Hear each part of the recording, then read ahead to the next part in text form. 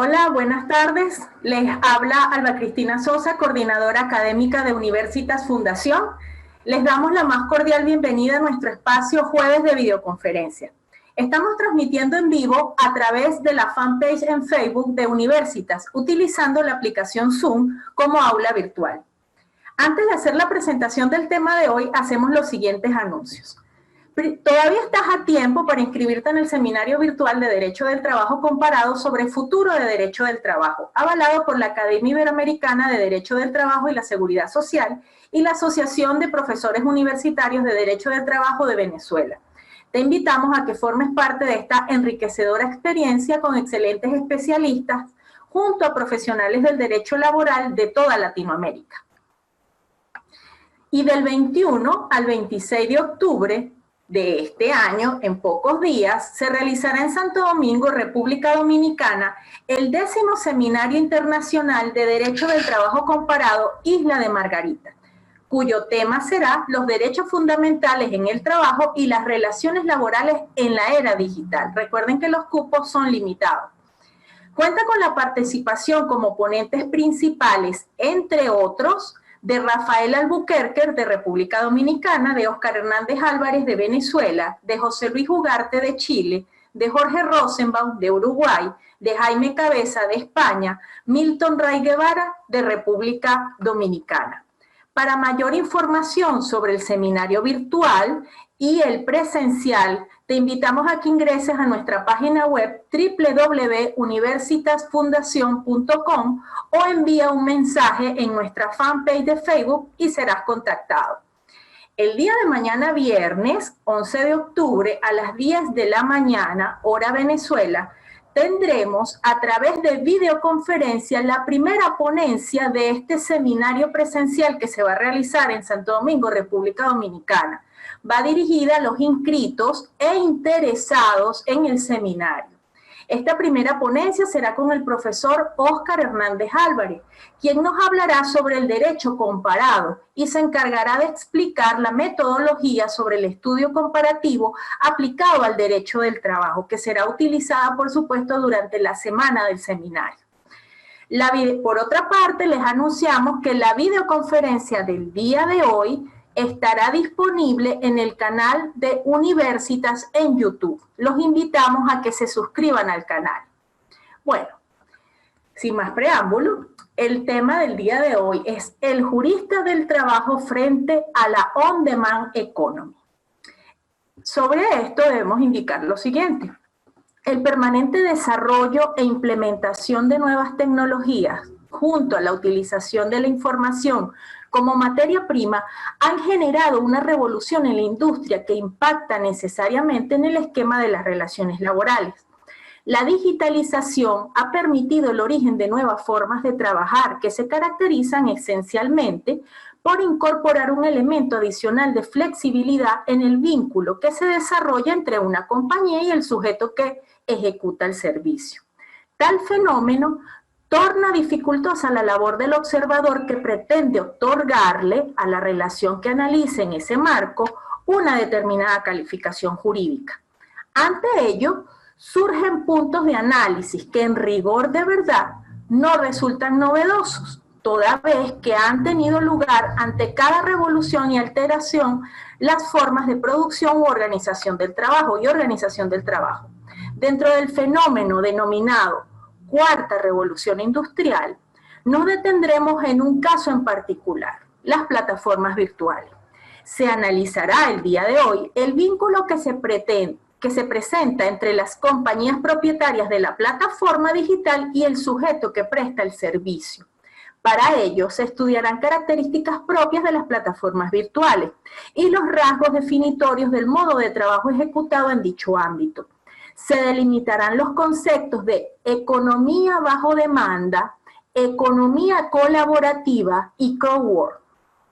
para luego establecer que el trabajo en las plataformas importa un supuesto que no cuadra dentro de la clásica matriz de trabajo dependiente, que permite incorporarlo automáticamente al ámbito subjetivo de la aplicación del derecho de trabajo. Se reflexionará si estamos frente a un problema de interpretación y readecuación del concepto de dependencia y se propondrá la construcción racional del concepto a partir del estudio del caso. Nuestra disertante del día de hoy es la profesora argentina María Ángeles Valles, quien es profesora de Derecho del Trabajo y de la Seguridad Social de la Universidad de Buenos Aires, abogada especialista en Derecho del Trabajo por la Universidad de Salamanca, España, especialista del Derecho del Trabajo por la Universidad de Castilla-La Mancha y especialista de Derecho del Trabajo por la Universidad de Buenos Aires. Bueno, profesora María Ángeles, le damos la más cordial bienvenida y además agradecimiento por haber aceptado nuestra invitación para esta videoconferencia de hoy. Ya tiene abierto el micrófono, tiene el derecho de palabra.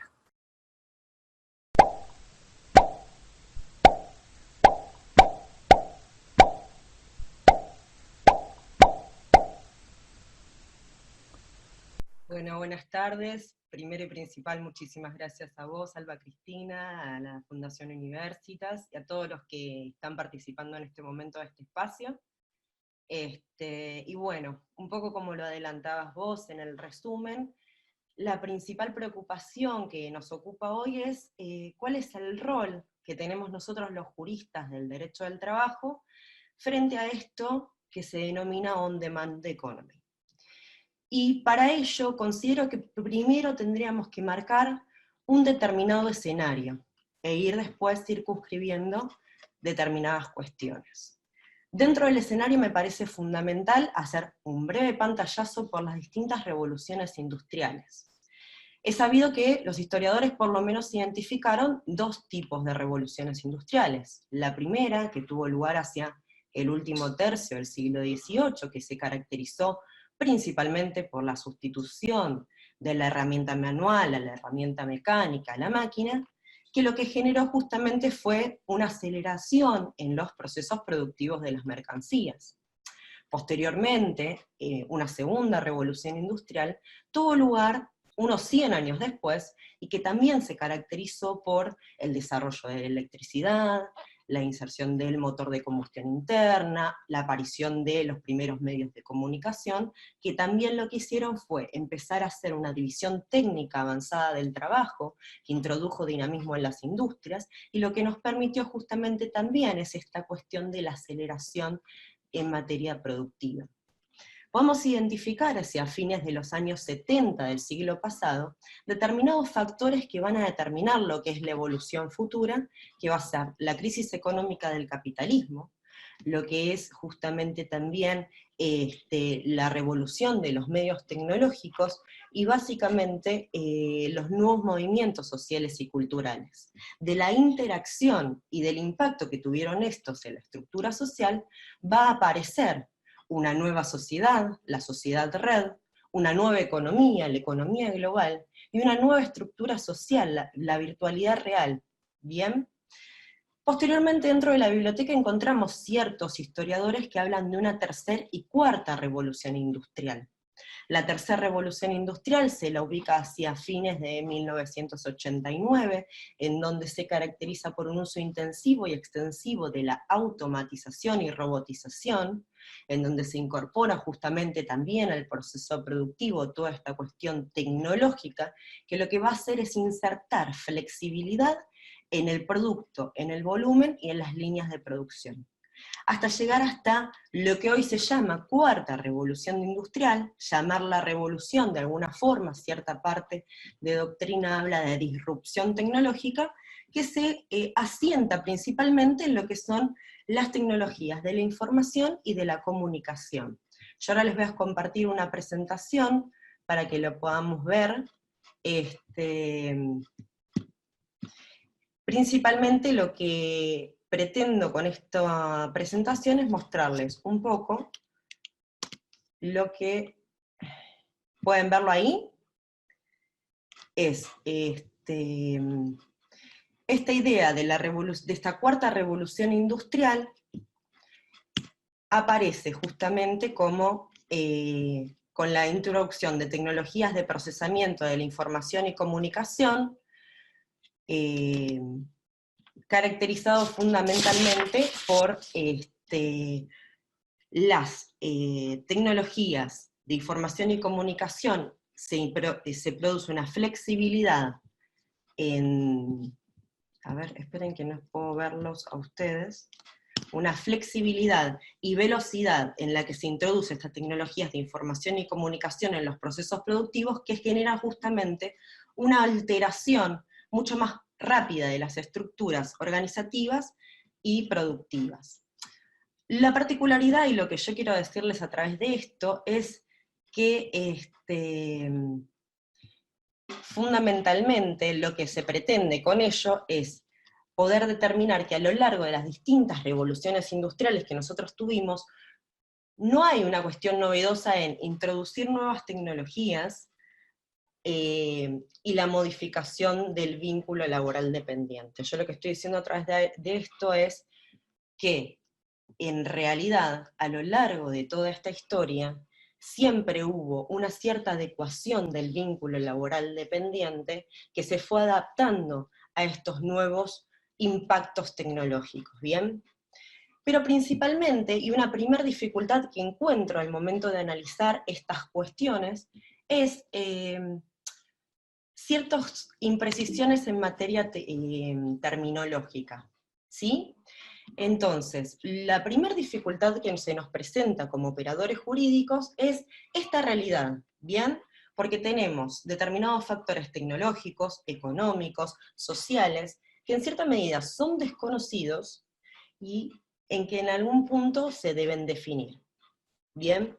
Cuando uno se sienta a investigar un poco de qué es lo que estamos hablando cuando hablamos de economía bajo demanda, de economía colaborativa, podemos encontrar determinados discursos que presentan a la economía bajo demanda, a la colaborativa y al crowdwork como sinónimos. Y en realidad esto también plantea una determinada dificultad porque si no tenemos bien en claro de qué es lo que estamos hablando, no podemos después continuar analizando como operadores jurídicos una relación posible laboral dependiente. Entonces mi propuesta es, en un primer término, empezar a escindir y a empezar a definir los conceptos, bien, de economía colaborativa, de economía bajo demanda y de crowdwork. Para eso principalmente, como les introduje un poco en este principal escenario, lo que podemos decir es que tenemos una economía que planteado desde la definición de la Real Academia Española, entendida como una administración racional y eficaz de bienes y de servicios, digital que va a incorporar medios técnicos y electrónicos de transmisión de datos y modulares que va a generar nuevos modelos de negocio. Dentro de esos nuevos modelos de negocio me interesa que pongamos el acento en uno en particular que van a ser las plataformas digitales. Es posible también hacer una decisión de lo que es plataforma digital y plataforma informática. Plataforma digital podríamos llamarlas a todos aquellos elementos tecnológicos que van a facilitar la transmisión de datos y de modulares, ya sea el propio titular de la plataforma, o bien usuarios, ya sean oferentes o demandantes, o bien lo que son las plataformas informáticas como una herramienta tecnológica que combinen software, hardware, sistemas informáticos y de pautas internacionales, que es un todo herramienta tecnológica para la empresa. Partiendo de esta primer gran definición de economía digital, lo que podemos decir entonces es que cuando nosotros vamos a hablar de economía bajo demanda, vamos a plantearlo como un gran género de modelos de negocios diferentes entre sí, que tienen como característica común la utilización de una plataforma digital que va a permitir el contacto de forma inmediata del oferente y del demandante en el mismo momento en que se suscita la demanda. Particularmente, esta postura es un poco más amplia que muchas otras que podemos encontrar en la doctrina, porque no vamos a tener en cuenta en esta definición cuál es el objeto negocial, es decir, si estamos hablando de un bien o de un servicio, quién va a ser el oferente de ese bien o de un servicio. Puede ser un particular, puede ser un profesional, puede ser una empresa. ¿Cuál va a ser el rol que ejerza la plataforma digital, si es solamente una intermediaria, o bien si se trata de una empresa que está directamente ofreciendo la actividad, o bien si estamos hablando de una actividad que tiene o no ánimos de lucro? Bien, entonces representémosla a la economía bajo demanda como un gran género que va a nuclear a dos tipos específicos que van a ser la economía colaborativa por un lado y el crowdwork por el otro. Continuando con esto, dentro de lo que es la economía colaborativa como un tipo específico dentro del género bajo demanda, la decisión sí la vamos a hacer en el objeto negocial. Repetimos las características anteriores, va a ser un modelo de negocio que va a tener justamente como principal característica la utilización de una plataforma digital que va a permitir el contacto inmediato entre oferente y demandante, pero como objeto central vamos a encontrar lo que son los bienes, y no cualquier bien, sino los bienes ociosos infrautilizados, ¿sí? Para que no sea tan abstracta la explicación, podríamos representárnoslo, sea con una habitación en el ejemplo de Airbnb, o bien sea con el ejemplo de BlaBlaCar en España, en donde se comparten trayectos de automóvil, ¿bien? Dentro de la especie economía colaborativa vamos a tener justamente a los sujetos en un plano de igualdad de condiciones en torno al intercambio, y el foco va a ser principalmente en la importancia del valor del uso del bien por sobre el valor de su cambio, ¿sí?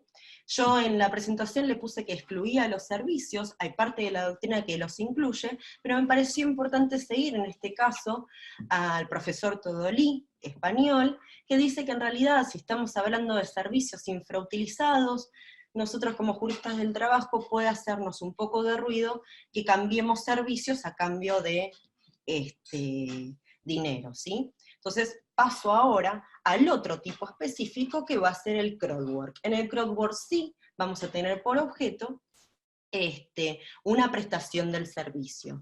Dentro de la prestación de servicio se va justamente a externalizar la misma en forma de llamamiento convocatoria hacia un número indefinido de sujetos, ¿bien? Básicamente, dentro del crowdwork también considero principal escindir determinados tipos, porque no es lo mismo un crowdwork genérico, en donde sí vamos a tener en cuenta el rol de la plataforma, que va a ser meramente una intermediadora. Representémonos en este caso una plataforma que sirva como un cartel de anuncios, en donde uno puede acceder a esa base de datos y buscar el tipo de servicio que requiera, ¿sí? Distinto es del crowdwork específico, en donde vamos a estar hablando de una plataforma digital que va a estar ofreciendo una actividad en concreto. A su vez, estos dos subtipos pueden calificarse como online cuando la prestación de ese servicio pueda llevarse a cabo íntegramente de forma remota, o bien offline cuando parte de esa actividad por lo menos se necesita realizar en un determinado lugar físico concreto. ¿Bien? Una vez que definimos esto, vamos a encontrar dentro de estas cuestiones que para nosotros, juristas del trabajo, deberíamos centrar nuestra principal atención en lo que es el crowdwork específico, ¿sí? En donde la plataforma va a tener un cierto rol interesante en materia de ofertar una cierta actividad, ¿sí? Porque si nos vamos al crowdwork genérico, hablaríamos de un rol de intermediación en la plataforma, y el principal vínculo jurídico, calificación jurídica, se suscitaría entre el prestador de servicios y el demandante. ¿Bien? Aquí en esta presentación les puse ciertas características propias de esta forma de prestar servicios. ¿Por qué? Porque nos encontramos frente a un determinado modelo de relación que escapa de lo que nosotros estamos acostumbrados como al vínculo dependiente típico. ¿Bien? Porque vamos a encontrar una conexión coordinada y triangular, ya no tenemos dos sujetos, tenemos tres, hay un demandante, la plataforma, el usuario, el oferente del servicio, tenemos justamente una conexión de forma inmediata con esa demanda, hay una suerte de control a través de los clientes y no por la empresa titular de la plataforma, y existe justamente también esta idea de la reputación online, en donde ya no va a ser la empresa la que controle cómo se desarrolla la actividad, sino que lo van a hacer los clientes de forma indirecta, de acuerdo a la satisfacción o no con ese servicio. Entonces aparecen dentro de esta forma de prestar servicio ciertos rasgos diferentes, si se quieren, porque podemos entender que hay una cierta libertad en materia de jornada, en cuanto al volumen de la prestación que el sujeto prestador pueda justamente llevar a cabo. Se puede entender que quien presta los servicios asume los gastos y aporta material, porque si representamos, por ejemplo, como está en la imagen, las empresas que reparten pedidos a domicilio, podemos entender que el sujeto o bien aporta su bicicleta, o bien aporta su motocicleta, su celular, paga la factura del celular para tener acceso a esa base de datos, que pueden justamente difuminar ciertos aspectos clásicos de la relación dependiente, ¿sí? Después puse la libertad en la aceptación o el rechazo de la demanda del servicio, que esto, bueno, lo vamos a empezar a analizar un poquito más adelante, si existe efectivamente esa libertad de aceptar o no ese pedido. Como bien decía anteriormente, no vamos a tener un control directo por parte de la plataforma, sino que va a ser a través o indirectamente por medio de los clientes y su calificación. Pueden las plataformas digitales establecer unilateralmente cuáles son justamente los requisitos, las condiciones, esta suerte de contrato de adhesión para poder acceder a prestar los servicios. Hay un monitoreo en tiempo real del sujeto que presta el servicio, y se podría justamente admitir que el mismo prestador suscriba distintos contratos con otras empresas de similares características, ¿bien? Entonces, frente a todo este panorama, frente a este escenario, frente a la flexibilidad y la velocidad en la que se producen estos cambios, considero que es importante para nosotros como juristas empezar a replantearnos cómo podemos tutelar este tipo de relaciones, ¿bien? Y lo primero que consideré en este aspecto era rever un poco lo que es, para la mayoría de los ordenamientos jurídicos, la llave de acceso al ámbito subjetivo del derecho del trabajo. Es sabido por nosotros, sin entrar en las numerosas teorías que existen al respecto, que una llave esencial para ingresar a la tutela de las normas laborales va a ser el concepto de dependencia del sujeto que presta los servicios. Bien, y en este punto, para el análisis, sigo al profesor Adrián Goldín, que parte de una idea que ese concepto de dependencia en realidad es un concepto de cierta forma indeterminado.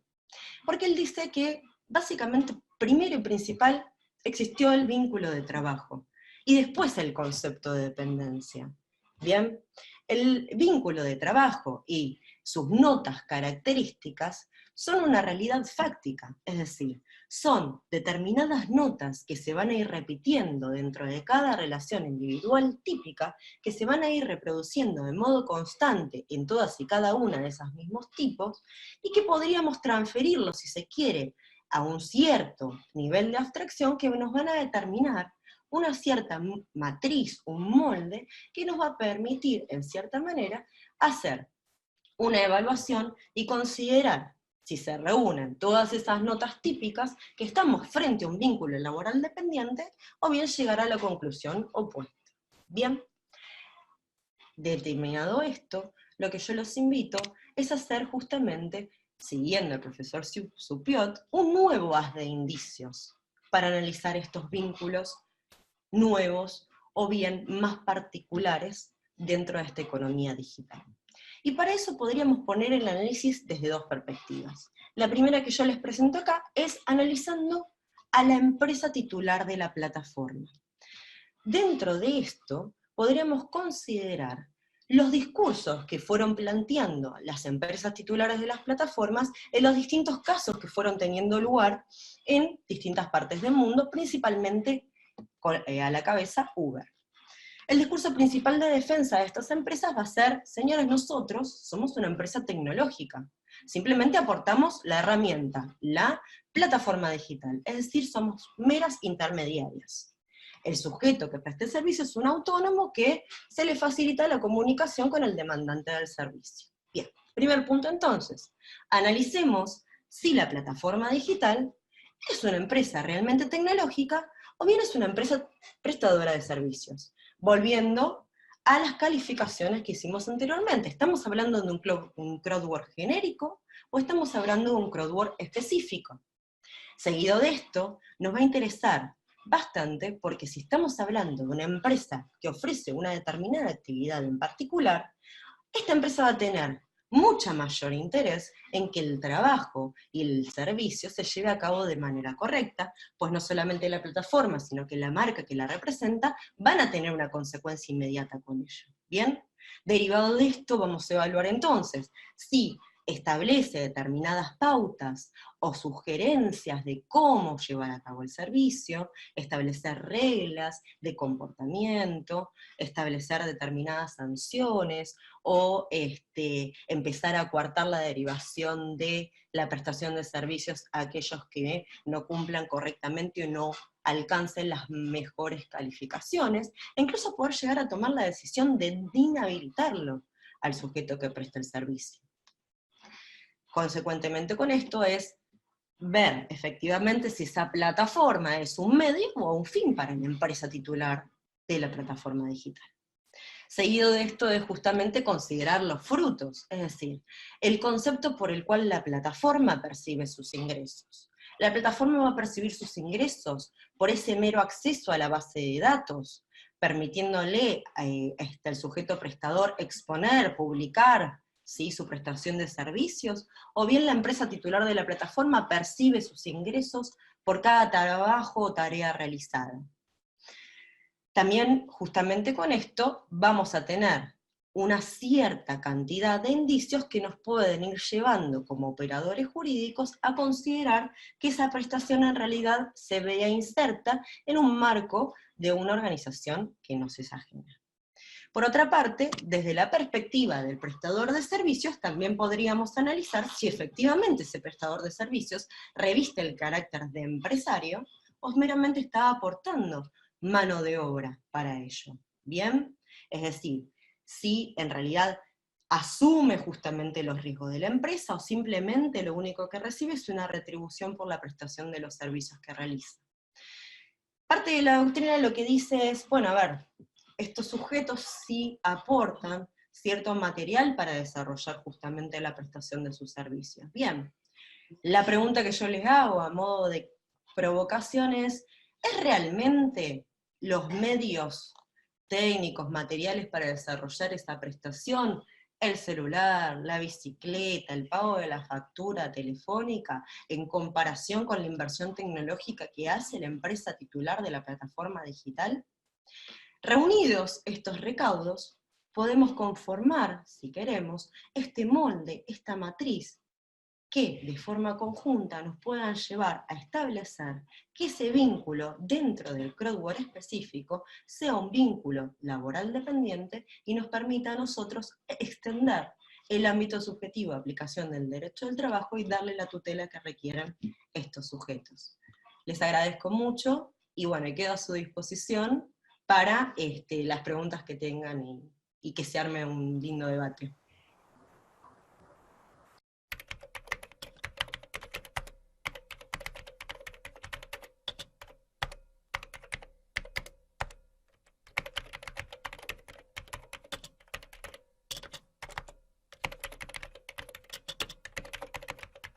Muchas gracias, María Ángeles, por tu excelente exposición y explicación al respecto. Vamos, por favor, ¿puedes darle al botón dejar de compartir pantalla?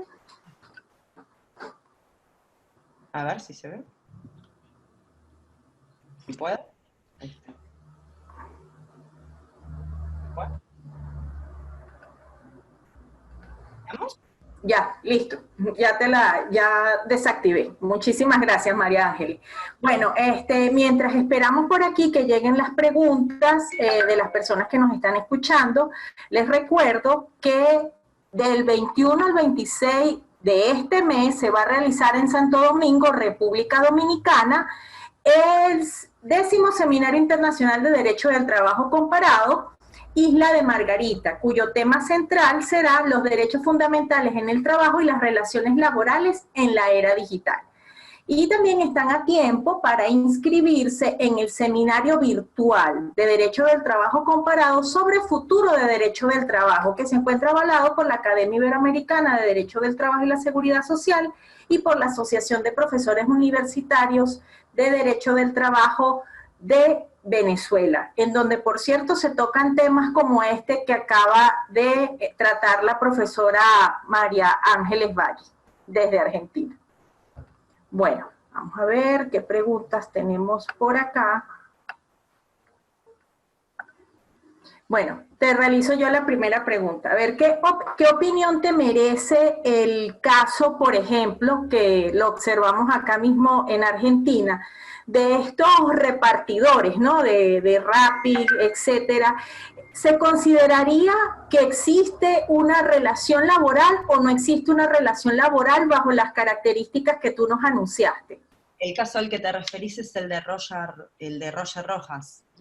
Sí, exactamente. El caso, para quienes no lo tengan muy presente, es un poquito particular porque se dio en el marco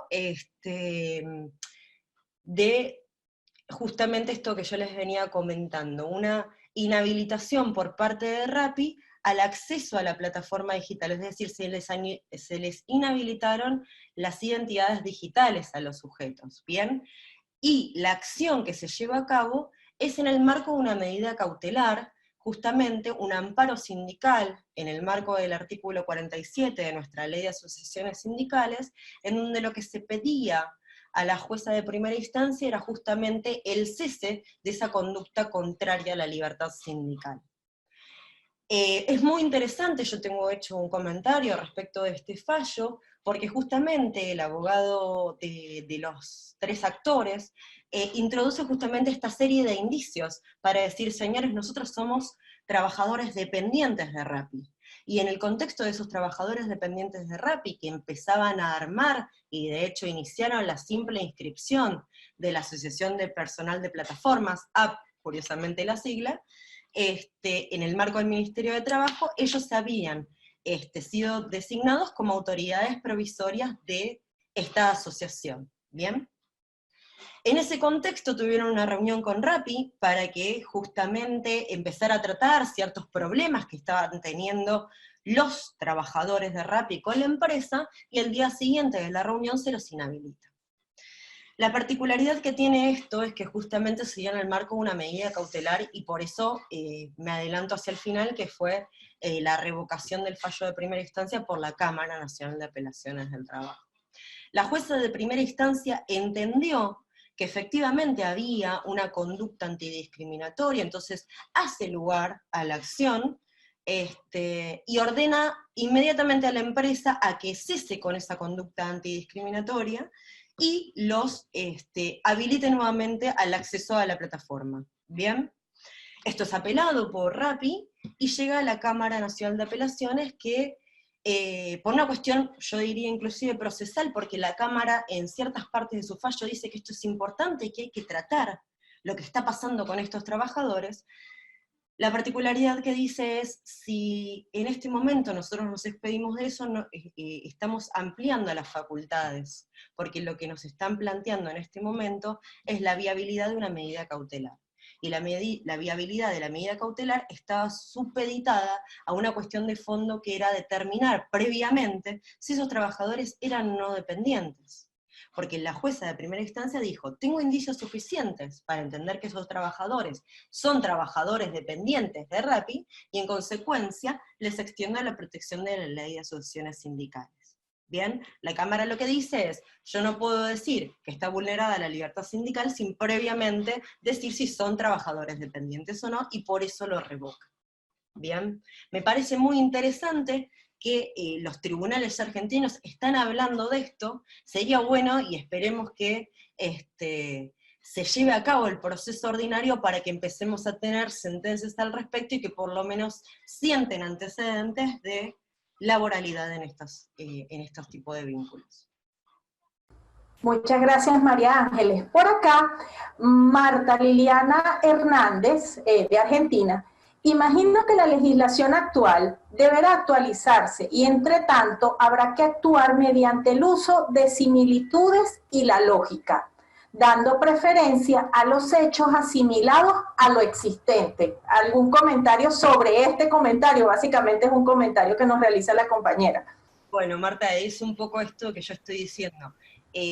Siempre el derecho llega un poco tarde a dar respuesta a la realidad que va mutando constantemente, tanto económica como dentro de los procesos que yo trataba de introducirles al principio de la presentación. Y justamente es esto, estamos en un sistema con una flexibilidad y velocidad que nos abruma. Frente a eso, como juristas, mínimamente flexibilicemos los conceptos de dependencia. No flexibilicemos las normas para adecuar el vínculo. Extendamos su concepto para incluirlos y darles protección. Y coincido con esto en el sentido de decir, bueno, a ver, justamente, evaluemos determinadas notas que nos pueden llevar a decir, señores, esto es dependencia, y es dependencia en la cuarta revolución industrial, no es la dependencia de la industria fordista, pero estamos frente a un vínculo dependiente del cual nosotros nos tenemos que ocupar como juristas. Así que sí, estoy de acuerdo con lo que dice Marta. Gracias por el comentario. Perfecto, gracias.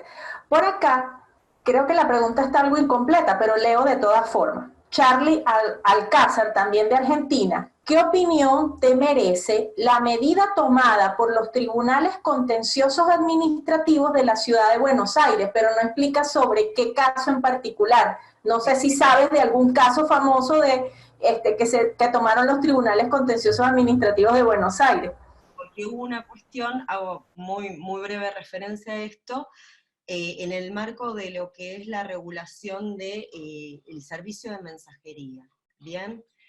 Hubo una modificación en la legislación de la ciudad de Buenos Aires, esto también es importante aclararlo, porque estaríamos circunscribiéndonos al ámbito de la ciudad, en donde inclusive la jueza de primera instancia, en el caso de Rojas Rojas, que les comentaba recién, lo menciona e introduce esta sentencia porque dice que estas empresas de mensajería y de delivery tienen que estar registradas, tienen que cumplir determinadas pautas dentro de lo que es la salubridad, de cómo se trasladan los alimentos, y que su personal tiene que estar registrado como personal bajo relación de dependencia. Esto es interesante, y digamos que sentencia en cierta forma algo impracticable, que es la prohibición de la actividad hasta tanto se regularice. Sabemos todos que de facto esto no sucede y los repartidores siguen estando en la calle, pero lo interesante de esto es que la norma en cierta manera constriñe a regularizar a estos trabajadores dependientes, si se quiere. Así que en ese sentido es interesante también la sentencia contenciosa administrativa, que es pedido ya. No me acuerdo bien los datos, pero yo se los puedo alcanzar por si a alguno le interesa. Le facilito la sentencia. Muchas gracias, María Ángeles. Por acá, el mismo Charlie pregunta, ¿qué opinión te merece ¿consideras necesaria la creación legislativa entre una figura intermedia entre el trabajador dependiente y el trabajador autónomo? Bien, esto es un tema, y en realidad también ya lo decía Supiot con esto de la tercera vía. A mí me parece que esto también hay que tener mucho cuidado. Quizás peco de excesiva decir, bueno, a ver, llevemos toda esta relación al ámbito del derecho al trabajo, pero considero que es preferible darle la totalidad de la protección, y si se quiere hacer un estatuto particular con ciertas características propias de esta prestación de trabajos, pero dentro del ámbito del derecho del trabajo, y no como una figura intermedia. ¿Y por qué lo digo? Porque también tenemos que tener en cuenta el contexto en el que se va a crear la legislación, ¿sí? Y hablo particularmente de Argentina, en donde hay una tendencia fuerte a evadir la aplicación de normas laborales. Entonces, si nosotros encima vamos a crear una figura intermedia entre el trabajo dependiente e independiente, podemos generar en realidad figuras que sean de trabajo dependiente, que se las excluya, y tengan una menor protección. Entonces, prefiero que nos vayamos hacia el lado de la protección laboral. Muchas gracias, María Ángeles. Por aquí la profesora Jacqueline Richard de Venezuela, que por cierto saludamos. Gracias, profe, por estar por acá. Nos escribe lo siguiente. Barassi definió en 1901 la subordinación como el sometimiento al poder del empleador. ¿En qué ha cambiado eso en las plataformas digitales? Bien. Es muy interesante la pregunta y fundamentalmente yo no sé si ha cambiado, se han modificado determinados aspectos, ¿bien? Porque quizás ahora no tenemos la figura del empleador visible, aparece esta idea de la aplicación, no sabemos cuál es la cara de quien nos contrata, de quien nos da las órdenes, aparece esta idea de somos trabajadores freelance y trabajamos cuando queremos, pero en la realidad ese sometimiento a ese poder es: yo no cumplo las pautas establecidas, yo no cumplo ese contrato de adhesión que me imponen las plataformas, de aceptar la cantidad de pedidos que se me pasan, de cumplirlos adecuadamente, de llegar a tener las calificaciones que sean necesarias para estar dentro de los estándares de la prestación del servicio ideal para la empresa, se me deshabilita, se me inhabilita esta identidad digital, y en definitiva, es equiparable inclusive hasta un despido. Entonces, yo no sé si hay una modificación en ese sometimiento al poder del empleador. Sí, es lo que les venía diciendo a lo largo de la presentación, hay una modificación en las características en las que se presenta, ¿sí? En esta atenuación de ciertos elementos. Pero hay otros que están muy claros, y por eso tal vez al enumerarlos y ponerlos sobre la mesa, se pueden visualizar muchísimo mejor. Bueno, muchísimas gracias, María Ángeles, por tu excelente exposición. Bueno, no hemos recibido por aquí más preguntas, no sé, acaba de llegar una. El profesor Héctor Lucena, a quien también saludamos, profe, un gusto que nos acompañe por acá. Él no es abogado, pero es relacionista industrial de muchos años de experiencia en esta materia laboral. Él nos escribe lo siguiente: Tiziano Treu, por allá en 1986, a propósito de un lugar intermedio entre dependiente y autónomo, refería que todo trabajador ha de tener garantías de acceso a la formación profesional, a la protección en caso de enfermedad y accidente, y la pensión por vejez o incapacidad, como inquietud, indica él aquí.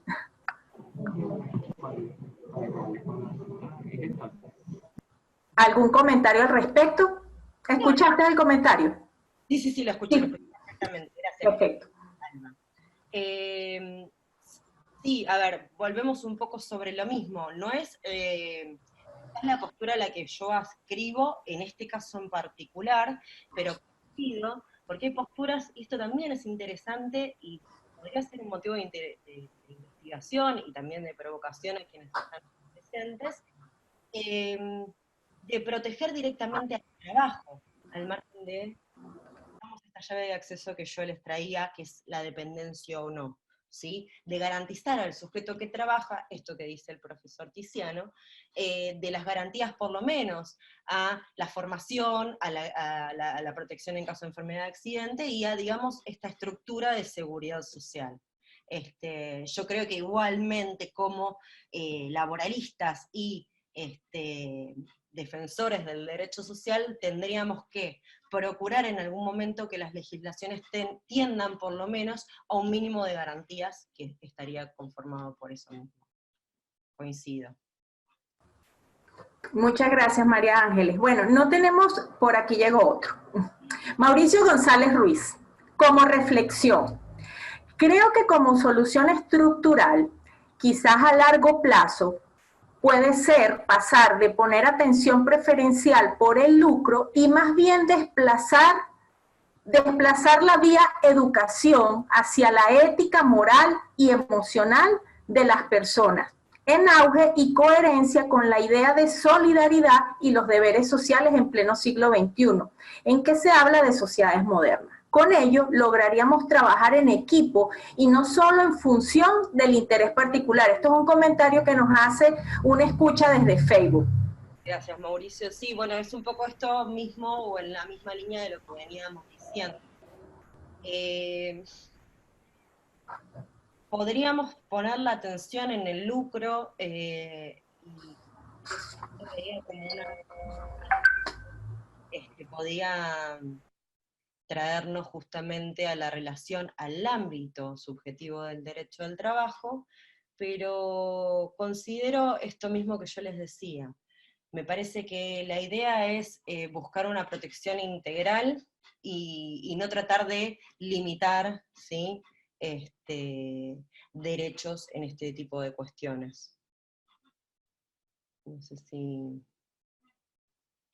Listo, gracias María Ángeles. Bueno, no tenemos otro comentario, no sé si entra otro en este momento, pero no tenemos ningún otro comentario ni pregunta.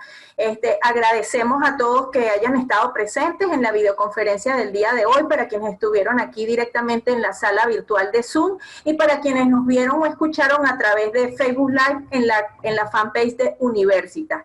Les recuerdo nuevamente que en los próximos días esta videoconferencia estará en el canal de YouTube de Universitas, así que los invitamos por favor a que nos sigan para que puedan ver no solo esta, sino las anteriores videoconferencias que hemos tenido en esta sección de jueves de videoconferencia. Lo aprovechamos y los invitamos para el próximo jueves, donde tendremos otro interesante tema, y no olviden que del 21 al 26 de octubre se va a realizar en Santo Domingo, República Dominicana, el 10º Seminario Internacional sobre Derecho del Trabajo Comparado. Los invitamos a que busquen toda la información al respecto en la página web de Universitas Fundación, www.universitasfundacion.com. Por acá hacen un comentario: estupenda iniciativa, muy gentil por la invitación a todos, de parte de John Doncella, quien está por acá escuchándonos directamente en esta sala virtual. Bueno, María Ángeles, te doy nuevamente el derecho de palabra para que puedas cerrar la intervención de hoy, y muchas gracias. No. Bueno, muchísimas gracias a ustedes por estar acá compartiendo este tiempo, por animarse a debatir respecto a estos temas, y bueno, quedo a disposición de todos ustedes para cualquier consulta vía email, y bueno, nos estaremos encontrando el próximo jueves para la próxima videoconferencia, y muchísimas gracias a ustedes y a la Fundación Universitas por invitarme a participar.